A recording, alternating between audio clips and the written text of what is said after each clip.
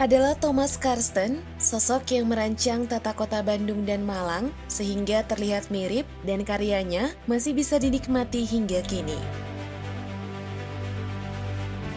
Thomas Karsten adalah arsitek sekaligus perencana kota yang berasal dari Belanda keturunan Jawa.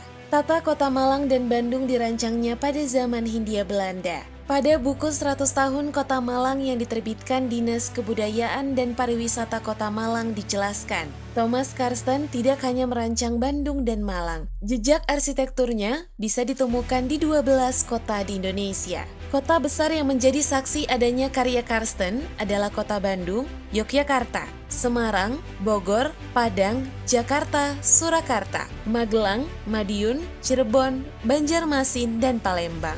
Disebutkan, Karsten datang ke Indonesia pada tahun 1910-an dan mulai mendapatkan tugas untuk merancang tata kota pada tahun 1920-an.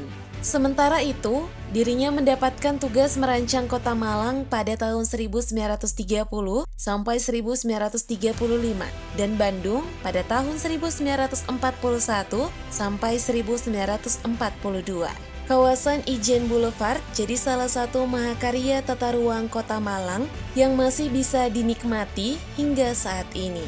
Karena keturunan Belanda campuran Jawa, maka Karsten mampu memadukan unsur Barat dan Jawa dalam karya-karyanya. Misalnya saat di Solo, dia merancang bangunan Pasar Gede yang dibangun pada tahun 1929. Suatu bangunan harus ada harmonisasi keserasian dan kenyamanan antara pengguna, lingkungan sekitar, dan indera mata ketika memandang bangunan tersebut. Tulisnya dalam buku catatan pribadi. Sebagai arsitek, karyanya meliputi rumah pribadi, kantor perusahaan, dan bangunan umum, baik itu pasar, sekolah, masjid, stasiun, maupun balai kota.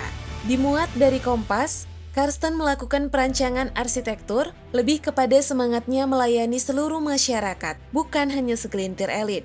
Hal ini karena idealismenya sebagai seorang sosialis yang disalurkan melalui profesinya. Untuk beberapa tahun, saya berharap dapat melepaskan diri dari pekerjaan arsitektur, kecuali mungkin untuk perumahan rakyat, dan mengabdikan waktu saya sepenuhnya untuk pekerjaan perencanaan kota.